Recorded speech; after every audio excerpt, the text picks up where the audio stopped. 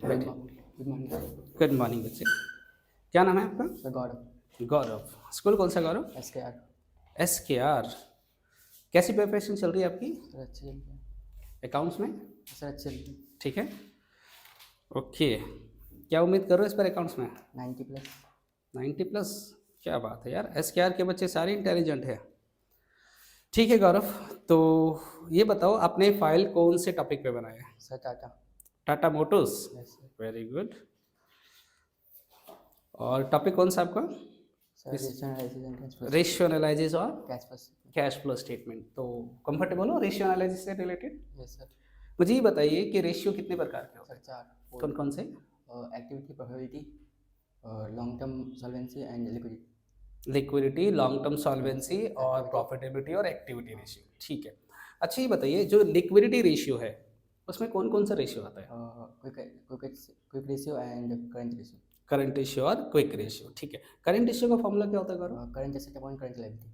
और quick ratio का? Quick asset upon current liability. बहुत बढ़िया।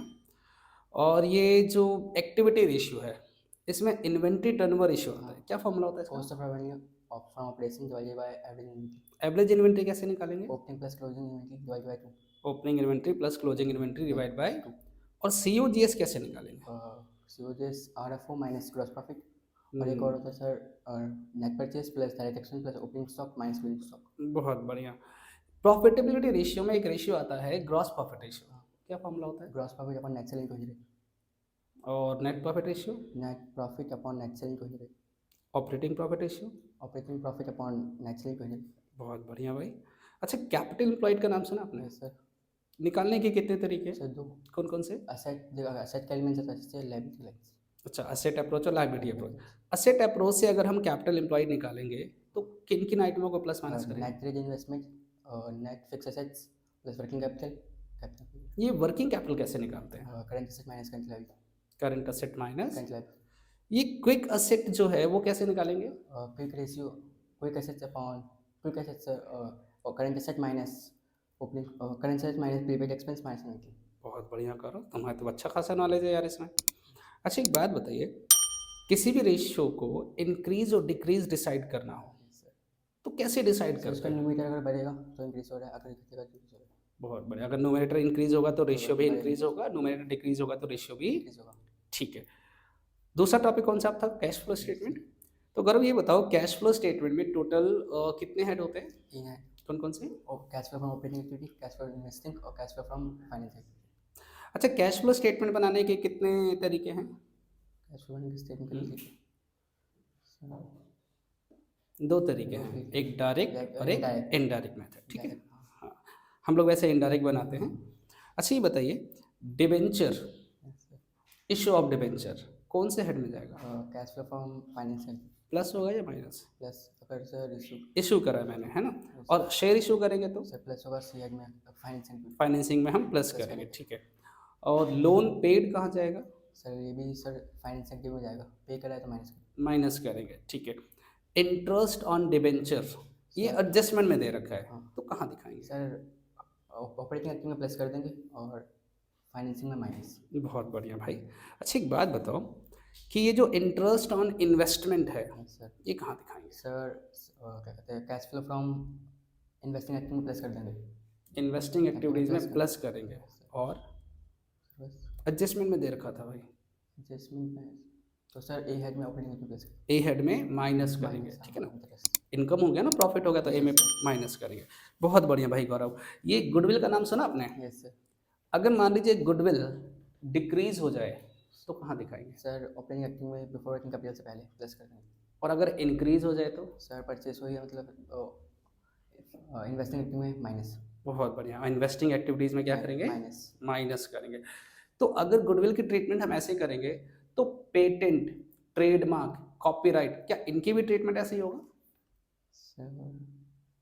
गुडविल तो ठीक है, ए हेड में हम प्लस करते हैं अगर डिक्रीज होता है, और बी हेड में माइनस करेंगे अगर इंक्रीज होगा। तो पेटेंट की ट्रीटमेंट क्या होगा फिर? पेटेंट, ट्रेडमार्क, कॉपीराइट सर इनकी वैसे सेम ट्रीटमेंट होगी, क्योंकि ये भी क्या है?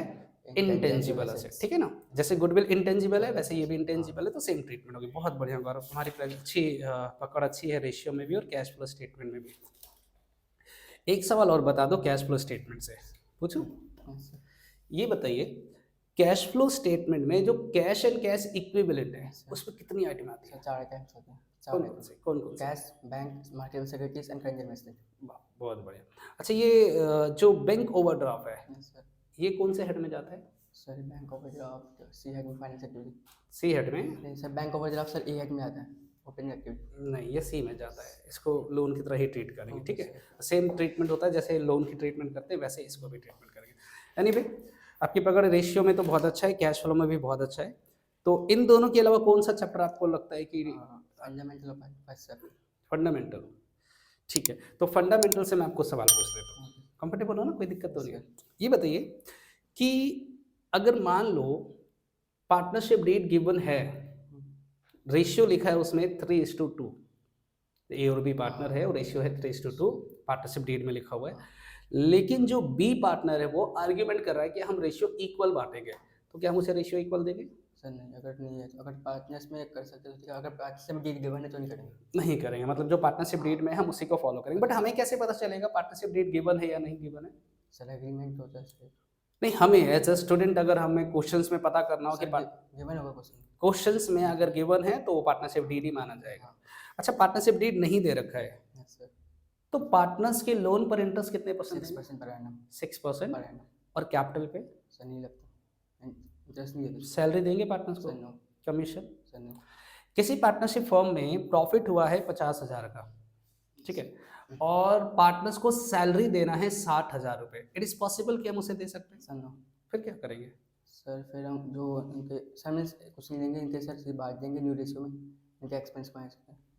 मतलब सैलरी उसे नहीं देंगे नहीं देंगे। क्योंकि हमें सर इतना प्रॉफिट। अच्छा चलिए एक बात बताइए, अगर मान लीजिए पार्टनर फंडामेंटल की बात करें, पार्टनरशिप डीड में लिखा है कि पार्टनर्स को सैलरी देना है, कमीशन देना है, इंटरेस्ट ऑन कैपिटल देना है, ये तीनों चीज़ें देना है, लेकिन बिजनेस में लॉस हो गया, पार्टनरशिप फर्म में लॉस हो गया, तो क्या हम ये तीनों चीज़ें देंगे? नहीं सर। क्यों? सर इतना प्रॉफिट ही नहीं है जो कवर दे सके सर। अच्छा एक्सपेंस कितने प्रकार के होते हैं पता सर है? 2 कौन कौन से? सर, कंपल्सरी और ऑप्शनल।